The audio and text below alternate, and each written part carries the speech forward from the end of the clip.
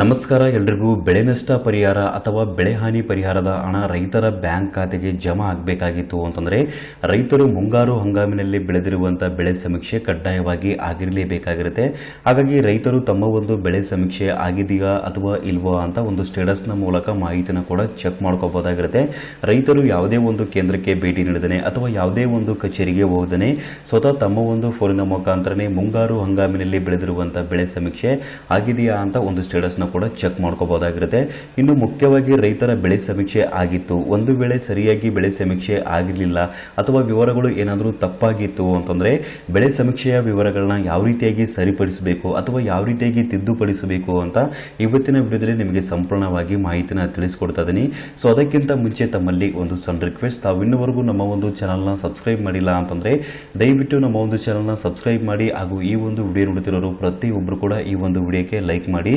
GSP cloud channel ಅನ್ನು subscribe ಮಾಡೋದ್ರಿಂದ ರೈತರಿಗೆ ಉಪಯುಕ್ತ ಆಗುವಂತಹ ಮಾಹಿತಿಗಳು ಜೊತೆಗೆ ಸರ್ಕಾರದ ಕಡೆಯಿಂದ ಸಿಗುವಂತಹ ಎಲ್ಲ ಯೋಜನೆಗಳ ಮಾಹಿತಿಗಳನ್ನ ಕೂಡ ನಮ್ಮ ಒಂದು ಚಾನಲ್ನಿಂದ ನೀವು ಪಡೆಯಬಹುದಾಗಿರುತ್ತೆ.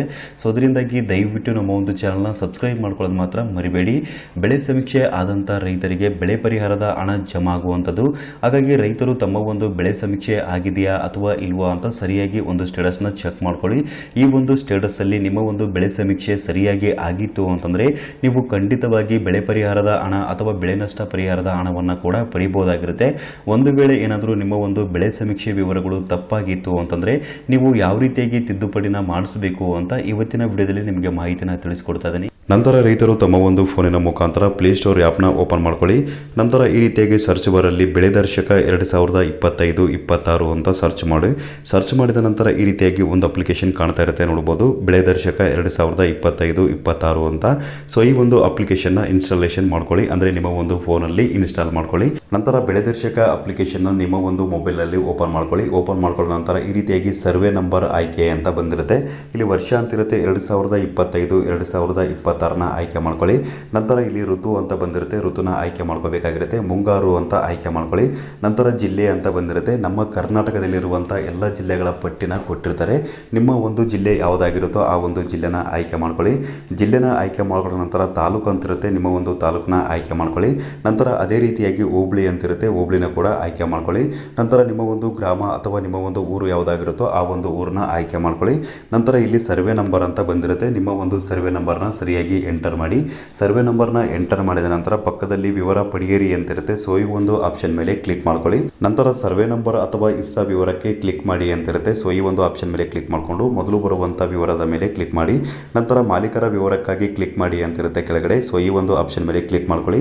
ನಂತರ ಇಲ್ಲಿ ಮಾಲೀಕರ ಹೆಸರು ಕೂಡ ಬರುವಂಥದ್ದು, ಅಂದರೆ ನಿಮ್ಮ ಒಂದು ಸರ್ವೆ ನಂಬರಲ್ಲಿ ಇರುವಂಥ ಎಷ್ಟು ಜನ ಮಾಲೀಕರ ಹೆಸರು ಇರುತ್ತೋ ಸೊ ಅಷ್ಟು ಜನರ ಒಂದು ಹೆಸರು ಕೂಡ ಇಲ್ಲಿ ತೋರಿಸ್ತಾ ಇರುತ್ತೆ. ನಿಮ್ಮ ಒಂದು ಹೆಸರು ಯಾವುದಾಗಿರುತ್ತೋ ಆ ಒಂದು ಆಪ್ಷನ್ ಮೇಲೆ ಕ್ಲಿಕ್ ಮಾಡ್ಕೊಳ್ಳಿ. ನಂತರ ಬೆಳೆ ಸಮೀಕ್ಷೆಯ ವಿವರಗಳನ್ನ ಪಡೆಯಿರಿ ಅಂತ ಬಂದಿರುತ್ತೆ. ಸೊ ಈ ಒಂದು ಆಪ್ಷನ್ ಮೇಲೆ ಕ್ಲಿಕ್ ಮಾಡ್ಕೊಳ್ಳಿ.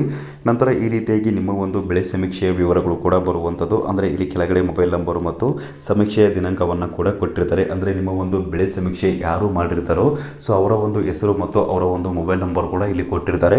ಇಲ್ಲಿ ಕೆಳಗಡೆ ಸ್ಕ್ರೋಲ್ ಡೌನ್ ಮಾಡಿ, ಇಲ್ಲಿ ಮೊಬೈಲ್ ನಂಬರ್ ಕಾಣ್ತಾ ಇರುತ್ತೆ, ನೋಡ್ಬೋದು. ಸೊ ಅದ್ರ ಮೇಲೆ ಕ್ಲಿಕ್ ಮಾಡ್ಕೊಳ್ಳಿ. ನಂತರ ನಿಮಗೆ ಕೆಳಗಡೆ ಸ್ಕ್ರೋಲ್ ಡೌನ್ ಮಾಡಿದ್ರೆ ಬೆಳೆ ವಿವರ ವೀಕ್ಷಿಸಿ ಅಂತ ಇರುತ್ತೆ. ಸೊ ಈ ಒಂದು ಆಪ್ಷನ್ ಮೇಲೆ ಕ್ಲಿಕ್ ಮಾಡ್ಕೊಳ್ಳಿ.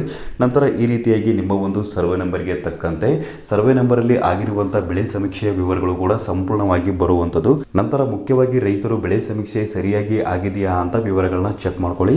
ಅದು ಯಾವ ರೀತಿಯಾಗಿ ಅಂತ ಕೇಳಿದ್ರೆ ಬೆಳೆ ಹೆಸರು ಅಂತ ಬಂದಿರುತ್ತೆ, ಅಂದರೆ ನಿಮ್ಮ ಭೂಮಿಯಲ್ಲಿ ನೀವು ಬೆಳೆದಿರುವಂಥ ಬೆಳೆಯ ಹೆಸರು ಸರಿಯಾಗಿದೆಯಾ ಅಂತ ಒಂದ್ಸರಿ ಚೆಕ್ ಮಾಡ್ಕೊಳ್ಳಿ.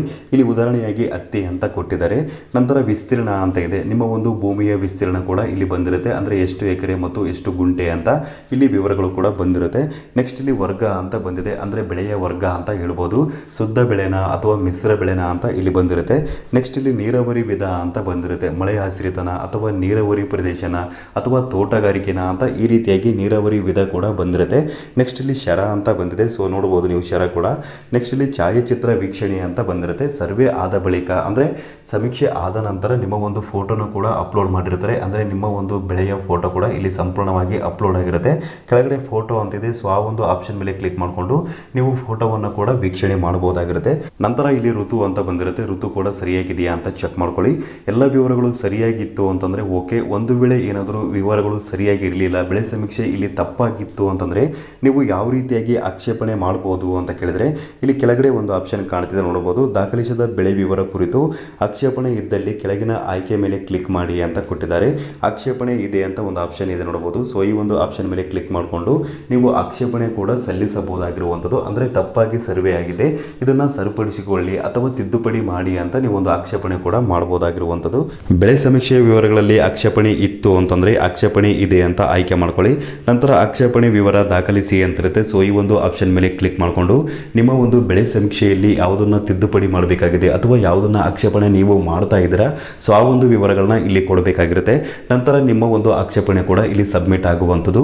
ಈ ರೀತಿಯಾಗಿ ರೈತರು ತಮ್ಮ ಒಂದು ಫೋನಿನ ಮುಖಾಂತರ ಬೆಳೆ ಸಮೀಕ್ಷೆಯ ವಿವರಗಳನ್ನ ತಿಳಿದುಕೊಳ್ಳಬಹುದಾಗಿತ್ತು, ಜೊತೆಗೆ ಆಕ್ಷೇಪಣೆ ಕೂಡ ಮಾಡಬಹುದಾಗಿತ್ತು. ಸೊ ಈ ಒಂದು ಮಾಹಿತಿ ರೈತರಿಗೆ ತಿಳಿದಿರಲಿ ಅಂತ ನಾನು ಇವತ್ತಿನ ವಿಡಿಯೋದ ಮೂಲಕ ನಿಮಗೆ ಮಾಹಿತಿಯನ್ನು ತಿಳಿಸಿಕೊಟ್ಟಿದ್ದೀನಿ. ಸೊ ಈ ಒಂದು ಮಾಹಿತಿ ನಿಮಗೆ ಇಷ್ಟವಾಗಿತ್ತು ಅಂತಂದರೆ ಮಾಹಿತಿ ಅಥವಾ ವಿಡಿಯೋಕ್ಕೊಂದು ತಪ್ಪದೆ ಲೈಕ್ ಮಾಡಿ ಹಾಗೂ ಎಲ್ರಿಗೂ ಈ ವಿಡಿಯೋವನ್ನು ಶೇರ್ ಮಾಡಿ.